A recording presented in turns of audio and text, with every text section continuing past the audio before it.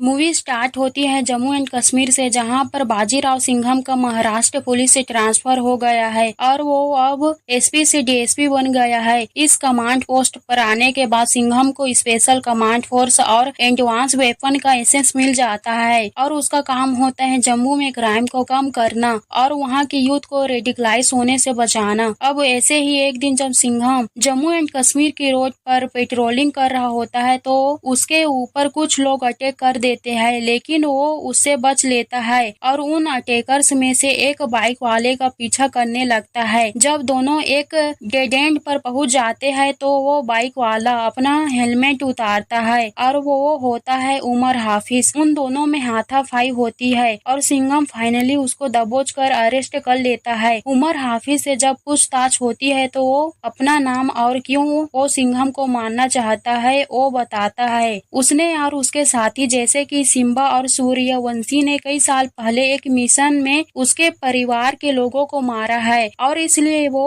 उनसे बदला लेना चाहता है। अब जब उसने उसको पकड़ लिया है तो कौन उसका कुछ भी बिगाड़ पाएगा। तो उमर कहता है कि उसने सब कुछ ऑलरेडी सेटअप कर रखा है और उसके सारे धंधे श्रीलंका से ऑपरेट होता है। श्रीलंका में एक ऐसा खूंखार आदमी है जो कि सिंघम की धज्जियां उड़ा देगा। वो खूंखार आदमी और कोई नहीं बल्कि उसका पोता जुबेर हाफिज होता है। अब इतना कहते ही सिंघम उसको जेल में डलवा देता है। इसके बाद सिंघम की मुलाकात होती है होम मिनिस्टर रवि किशन से। रवि किशन सिंघम को बताते हैं कि उमर श्रीलंका में रहकर नशीले पदार्थों का धंधा करता है और वो यह नशीले पदार्थ का इंडिया में भी तमिलनाडु के जरिए सप्लाई करता है। इसी से वह पैसा कमाता है जिससे वो अपने लिए और अपने लोगों के लिए हथियार सप्लाई करता है। इसलिए रवि किशन कहते हैं कि वो एक स्पेशल सेल बनाना चाहते हैं, रॉ एंड एसबीआई की ही तरह। ये सेल सिर्फ श्रीलंका में ऑपरेट करेगा और उसका हेड वो सिंघम को बनाना चाहते हैं। सिंघम तैयार हो जाता है। वो पूछता है कि इस सेल का नाम क्या होगा तो रवि किशन कहते हैं कि शिवा स्क्वाड। अब 2 साल बीत जाते हैं। अब हमें दिखाया जाता है कि सिंघम की पत्नी अवनी जो कि कल्चरल मिनिस्टर होती है वो और उसकी टीम ने रामायण एक प्रोग्राम रखवाया है जहां पर वो 9 दिन तक रामायण की पूरी कहानी सबको बताएंगे और सिंघम का शिवा स्क्वाड अपने काम पर पूरी तरह से लगा हुआ था। तभी उन्हें इंटेलिजेंस मिलता है कि साउथ में जुबेर हाफिज उसके 3 मेन आदमी जिनका नाम होता है सारथ, रंगा और बिज्जू, ये 3 लोग श्रीलंका के जरिए नशीले पदार्थ सप्लाई करने के लिए आए हुए हैं। तो सिंघम वहाँ की पुलिस इंचार्ज को फोन करके बताता है कि उन लोगों को जिंदा पकड़ के महाराष्ट्र के पास भेजे और वहाँ की पुलिस इंचार्ज होती है लेडी सिंघम शक्ति सेठी। शक्ति सिंघम के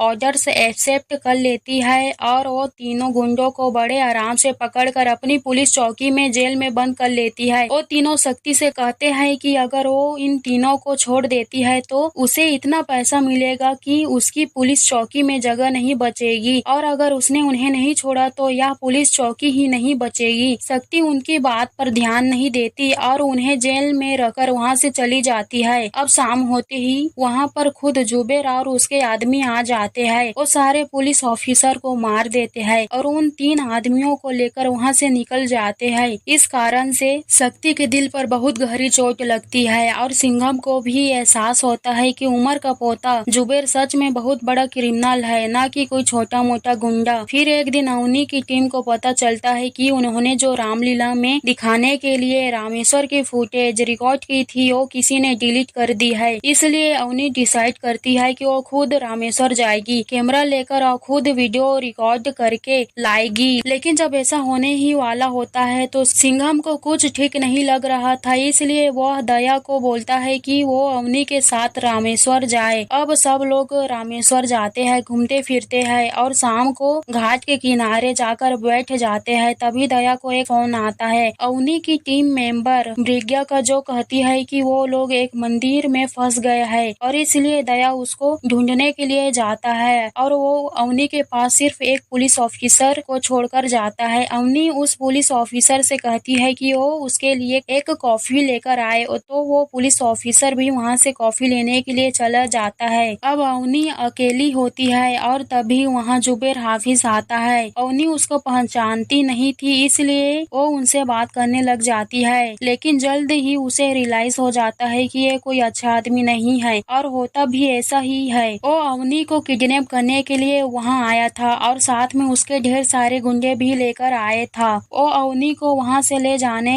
लगता है और इतने में दया को भी सिंघम खबर कर देता है कि मृग्या ने उन्हें धोखा दिया है और यह सिर्फ एक चाल थी। अवनी को किडनैप करवाने के लिए सिंघम हेलीकॉप्टर के जरिए रामेश्वर की ओर निकल जाता है और दया गाड़ी लेकर जुबेर का पीछा करने लगता है। वो उसकी गाड़ी रोकने में कामयाब भी हो जाता है, जिसके बाद दया अपनी पूरी ताकत लगा देता है अवनी को बचाने के लिए। वो अवनी को गाड़ी से बाहर भी निकाल लेता है दरवाजा तोड़कर, और अवनी बचने के लिए जंगल की ओर भाग भी जाती है और जुबेर के ढेर सारे लोगों को मार गिराता है, लेकिन जुबेर उसके अंदर एक खंजर खोप देता है, जिसके बाद वो लोग उसे वहीं पटक कर जंगल की ओर जाते हैं अवनी का पीछा करते हुए। और तभी जंगल में से निकलता है पुलिस इंस्पेक्टर सत्या। वो उछल कूद करके जुबेर के सारे आदमियों को मार गिराता है और अवनी को उसके कबीले के लोगों के पास सेफली ले जाता है, लेकिन जुबेर ऐसे तो अवनी को छोड़ने वाला नहीं था। वो सत्या के घर भी पहुंच जाता है और वह उस पर अटैक कर देता है। सत्या अपना पूरा जोर लगा देता है, लेकिन अवनी को बचा नहीं पाता और जुबेर उसको वहां से ले जाने में कामयाब हो जाता है। जुबेर अवनी को लेकर चला जाता है, लेकिन सत्या पर बहुत सारे लोग अटैक कर देते हैं, मगर उसको बचाने के लिए अब वहाँ पर सिंघम आ जाता है और जुबेर अवनी को शिप के जरिए रामेश्वरम से श्रीलंका ले जाता है। अब अगले दिन जुबेर सिंघम को फोन करता है और कहता है कि अगर अवनी सही सलामत चाहिए तो वो लोग उसके दादा उमर हाफिज को उसके पास श्रीलंका भेज दे। सिंघम कहता है कि आगे कुछ भी बात करने से पहले उसे देखना है कि अवनी सही सलामत है या नहीं, और इसके लिए वो पहले वहाँ खुद उसको देखने के लिए आएगा। जुबेर मना कर देता है और कहता है कि अगर वो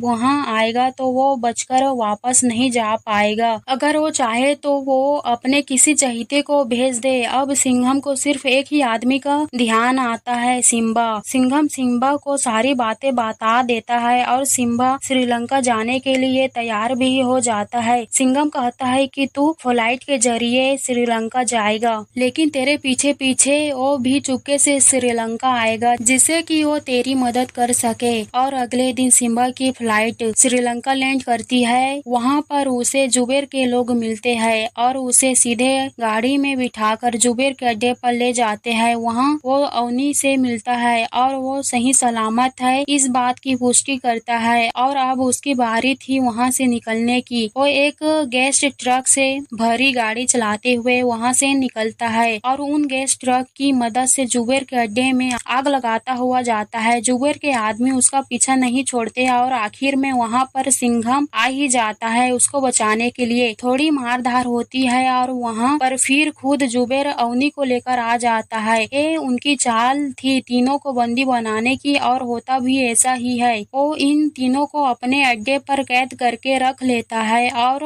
अब उसकी बात होती है मिनिस्टर रवि किशन से। रवि किशन कहते हैं कि वो जुबेर के दादा उमर हाफिज को छोड़ रहे हैं और श्रीलंका की ओर भेज रहे हैं, और जुबेर कहता है कि उसे सूर्यवंशी भी चाहिए। बेसिकली वो उमर को रिहा करवाना चाहता था और सिंघम सूर्यवंशी सिम्बा और अवनी को मारना चाहता था। अगली सुबह जब होती है तो सबसे पहली चीज जो जुबेर के अड्डे पर होती है वो होता है एक बम ब्लास्ट, और एंट्री होती है शक्ति की, जिसके बाद एक एक करके वहाँ पर सत्या और सूर्यवंशी भी आ जाते हैं। सारे लोग मिलकर जुबेर और उसके लोगों को मार गिराते हैं और अवनी को बचा लेते हैं, और जो प्लेन उमर को लेकर श्रीलंका आ रहा था उसे वापस इंडिया जाने के लिए आदेश दे दिए जाते हैं। इसके बाद सब लोग इंडिया पहुंच जाते हैं और फिर हमें दिखाया जाता है पोस्ट क्रेडिट सीन। सिंघम अपने ऑफिस में चेयर में बैठा हुआ होता है, जहां से पीछे से आवाज आती है स्वागत नहीं करोगे हमारा, और हमें दिखाए जाते हैं सलमान खान, चुलबुल पांडे, और स्क्रीन पर लिखा आता है चुलबुल पांडे लोडिंग सून। इसके बाद मूवी खत्म हो जाती है।